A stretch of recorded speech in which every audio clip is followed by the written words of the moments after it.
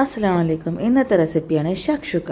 North African origin ആയിട്ടുള്ള middle ഈസ്റ്റിലൊക്കെ common ആയിട്ട് use ചെയ്യുന്ന ഒരു റെസിപ്പി.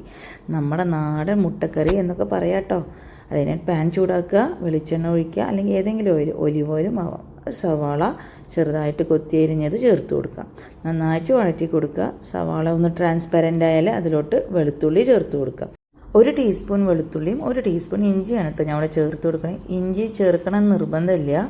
ഇനി 1/4 ടീസ്പൂൺ മഞ്ഞൾപ്പൊടി, 1 ടീസ്പൂൺ മുളക് പൊടി അല്ലെങ്കിൽ പാപ്രിക്ക പൗഡർ, പിന്നെ ഒരു 1/4 ടീസ്പൂൺ ജീരകപ്പൊടിയും ചേർത്ത് കൊടുക്കുക. എന്നിട്ട് നന്നായിട്ട് വഴറ്റി കൊടുക്കുക. ഉപ്പ് ആവശ്യത്തിന് ഇട്ട് കൊടുക്കുക കേട്ടോ. ഇവിടെ റെഡ് ക്യാപ്സിക്കം ഉണ്ടെങ്കിൽ റെഡ് ക്യാപ്സിക്കം ഇട്ട് കൊടുക്കാറുണ്ട്.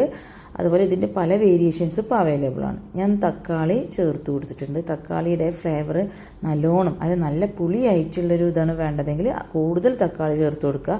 ശേഷം മല്ലിയിലയോ അല്ലെങ്കിൽ പാഴ്സലി ലീഫോ ചേർത്ത് കൊടുക്കാം.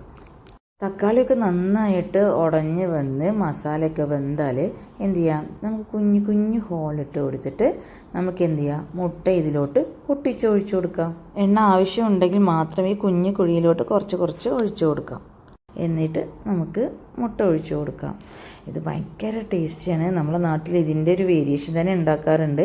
പക്ഷേ ഇതിൻ്റെ പേര് ഷക്ഷുക്ക എന്നാണ് എന്നുള്ളത് എത്ര പേർക്ക് അറിയാം എന്നുള്ളത് നിങ്ങൾ കമൻറ്റ് ചെയ്യണം.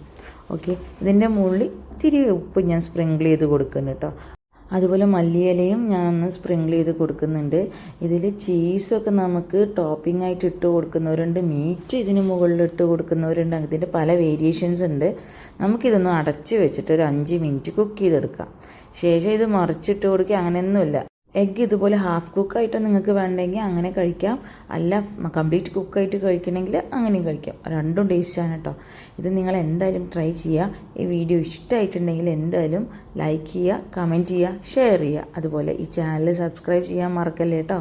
അടുത്ത വീഡിയോ ഇടുന്നത് വരേക്കും ബൈ ബൈ.